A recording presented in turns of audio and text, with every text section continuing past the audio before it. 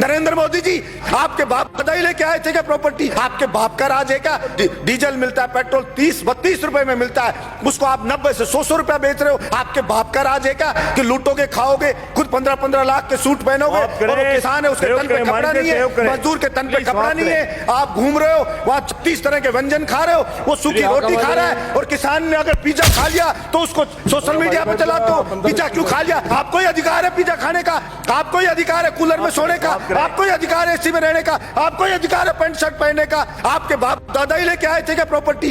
आपके तो मैं चाय बेचने वाला था। नरेंद्र मोदी जी, कितने चाय बेचने वाले 15-15 लाख का सूट पहनते हैं, और वो किसान है, वो कल भी फटी धोती में था, आज भी फटी धोती में था। फिर कहां से आप जनता के तेजी हो गए? आपने मूर्ख बनाया, भावनाओं को भड़काया जनता की को, और आप जनता को भड़का के वहां बैठ गए, और इस बात का पाप लगेगा। और आपको मैं तो कहता हूं कि देखना, इसी जिंदगी में रहते रहते आपको सजा भुगत के जानी पड़ेगी कि नरेंद्र मोदी को हाथ जोड़ करके, सर झुका करके और माफी मांगनी चाहिए देश के किसानों से कि मुझसे गलती हो गई, मेरी मति भ्रष्ट हो गई थी, मेरी बुद्धि भ्रष्ट हो गई थी, इसलिए मैं अहंकार में आ गया था, और मैं माफी मांगता हूं, मैं इन बिलों को वापस लेता हूं। कि नरेंद्र मोदी जी को भी यह अहंकार नहीं रखना चाहिए, ये जनता उठा के ऐसा पटक देगी कि वो कल्पना भी नहीं कर सकते। और वही लोग जो आज मोदी मोदी कर रहे हैं, जो आज जयकारे लगा रहे हैं, वही उनको गाली देते हुए नजर आएंगे कि इस मोदी के कारण हम बर्बाद हो गए, सब कुछ लुट गए, जनता की गालियां खा रहे हैं। वो सब के सब कहना पड़ेगा ले लो। और प्रधानमंत्री जी को इतना अहंकार हो गया है कि मैंने जो बिल ले आया, भला उसका विरोध किसी ने क्यों कर दिया? उस अहंकार में वहां कीलें लगा दी जाती हैं, वहां पे ऐसे ऐसे बैरिकेड बना दिए जाते हैं, वहां पे ऐसे लगा जैसे पाकिस्तान की कोई सेना अटैक करने आने वाली हो, उससे ज्यादा वहां पे सुरक्षा के इंतजाम करे जा रहे हैं। किसी भी राजा का विनाश आ जाता है ना, विनाश आ जाता है, तब वो इस प्रकार का एक्ट करता है कि मैं जनता की मांग को नहीं सुनूंगा, मेरा करना है जो कर लीजिए। अगर वास्तव में जनता विरोध में आने लगे, जब वास्तव में राजा को लगे कि सड़क पे जनता उतरने लगी है, तो उस अहंकारी राजा को तुरंत उनकी समस्याओं को ध्यान में रख करके समाधान करना चाहिए, वरना जनता उसको उठा के कुर्सी से मोदा पटक देगी। ये उस राजा को ध्यान रखना चाहिए। भाड़े के टट्टू रख रखे, सोशल मीडिया पे रख रखे, वो मोदी मोदी करते हैं, वो उसकी बढ़ाई करते हैं, वो बढ़ाई करते हैं। और मैं कहता हूं ऐसे ही चाटुकार, और कुछ चाटुकार होते हैं, वही उसको मरवाते हैं, वही उसको बर्बाद करवाते हैं। और यही हश्र आप देखना सभापति महोदय, ये केंद्र सरकार का होने वाला है।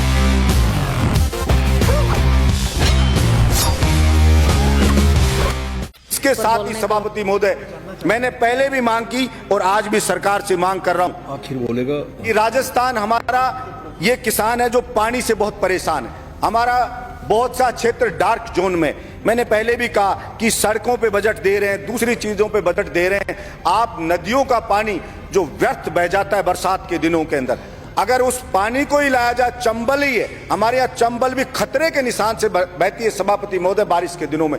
यमुना का पानी है वो खतरे के निशान से यमुना बहती है। हरियाणा के अंदर पंजाब वाले पानी छोड़ देते हैं नहरों में, वो लोगों के खेतों में भर जाता है पानी, और वो वहां का जो कोई एमएलए का चुनाव लड़ता है, वो ये कहता है कि मैं आपके खेत में ये पानी नहीं आने दूंगा, ज्यादा आपकी फसल खराब नहीं होने दूंगा, मैं इसको रोकूंगा। मैं कहना चाहता हूं, एक तरफ तो वहां पे बाढ़ आ रही है, यहाँ बिहार में देखते हैं कि लोग मर रहे हैं, उस बाढ़ से राहत के लिए कोस दिया जाता है, और दूसरी तरफ राजस्थान का किसान पिसाया मर रहा है, राजस्थान की जनता पिसाई मर रही है।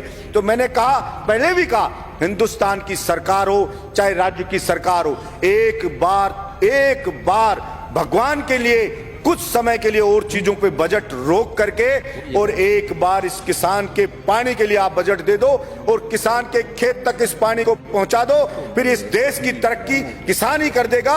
और जो किसान के बेटे हैं, बेरोजगार हैं, उनको आप रोजगार दे दो, किसान की फसल को खरीद लो, किसान को सस्ते दाम पे डीजल दे दो, किसान को बिजली मुफ्त दे दो, गरीब को बिजली मुफ्त दे दो, तो वो जब वो खुशहाल हो जाएगा सभापति महोदय, किसान खुशहाल हो जाएगा, मजदूर खुशहाल हो जाएगा, तो फिर अपने आप ही देश खुशहाल हो जाएगा। लेकिन यहाँ पता नहीं, मैं समझता हूं देश को खुश करने का मतलब सरकारें क्या समझती हैं। देश जो बना है वो यहाँ पे रहने वाले लोगों से सभापति महोदय देश बना है। अगर वहां के लोग खुश नहीं है, अगर वहां के लोग संतुष्ट नहीं है, तो वो देश पर कैसे खुशहाल हो सकता है? सिर्फ झूठे नारे लगाने से, झूठी बातें करने से कोई देश खुश नहीं हो जाता। सभापति महोदय, किसान पढ़े, अलग अलग बॉर्डर पे पढ़े, 2 मिनट में कर रहा हूं सभापति महोदय, अलग अलग बॉर्डर पे पढ़े, बच्चे उनके बैठे हैं, महिलाएं वहां पे बैठी हैं, विनती कर रहे हैं बेचारे कि साहब ये 3 जो बिल लाई है केंद्र सरकार, इससे हम बर्बाद हो जाएंगे, हमारी मंडियां बर्बाद हो जाएगी। प्रधानमंत्री जी इन तीनों बिल को वापस ले लो। और प्रधानमंत्री जी को इतना अहंकार हो गया है कि मैंने जो बिल ले आया, भला उसका विरोध किसी ने क्यों कर दिया। उस अहंकार में वहां कीलें लगा दी जाती हैं, वहां पे ऐसे ऐसे बैरिकेड बना दिए जाते हैं, वहां पे ऐसे लगा जैसे पाकिस्तान की कोई सेना अटैक करने आने वाली हो, उससे ज्यादा वहां पे सुरक्षा के इंतजाम करे जा रहे हैं। सभापति महोदय, मैं ये कहना चाहता हूं, विनाश काले विपरीत बुद्धि। किसी भी राजा का विनाश आ जाता है ना, विनाश आ जाता है, तब वो इस प्रकार का एक्ट करता है कि मैं जनता की मांग को नहीं सुनूंगा, मेरा करना है जो कर लीजिए। चाणक्य ने भी कहा है कि अगर वास्तव में जनता विरोध में आने लगे, जब वास्तव में राजा को लगे कि सड़क पे जनता उतरने लगी है, तो उस अहंकारी राजा को तुरंत उनकी समस्याओं को ध्यान में रख करके समाधान करना चाहिए, वरना जनता उसको उठा के कुर्सी से मोदा पटक देगी। ये उस राजा को ध्यान रखना चाहिए। मैं कहना चाहता हूं मेरे इस सदन से कि नरेंद्र मोदी जी को भी ये अहंकार नहीं रखना चाहिए। ये जनता उठा के ऐसा पटक देगी कि वो कल्पना भी नहीं कर सकते। और वही लोग जो आज मोदी मोदी कर रहे हैं, जो आज जयकारे लगा रहे हैं, वही उनको गाली देते हुए नजर आएंगे कि इस मोदी के कारण हम बर्बाद हो गए, सब कुछ लुट गए, जनता की गालियां खा रहे हैं। वो सब के सब कहना पड़ेगा। सभापति महोदय, भाड़े के टट्टू रख रखे हैं, सोशल मीडिया पे रख रखे हैं, वो मोदी मोदी करते हैं, वो उसकी बढ़ाई करते हैं, वो बढ़ाई करते हैं। और मैं कहता हूं ऐसे ही चाटुकार, और कुछ चाटुकार होते हैं, वही उसको मरवाते हैं, वही उसको बर्बाद करवाते हैं। और यही हश्र आप देखना सभापति महोदय, ये केंद्र सरकार का होने वाला है। इसलिए मैं तो मांग करता हूं यहां से कि नरेंद्र मोदी को हाथ जोड़ करके और सर झुका करके और माफी मांगनी चाहिए देश के किसानों से कि मुझसे गलती हो गई, मेरी मति भ्रष्ट हो गई थी, मेरी बुद्धि भ्रष्ट हो गई थी, इसलिए मैं अहंकार में आ गया था और मैं माफी मांगता हूं। मैं इन बिलों को वापस लेता हूं और एमएसपी पे पूरी फसलों को खरीदे।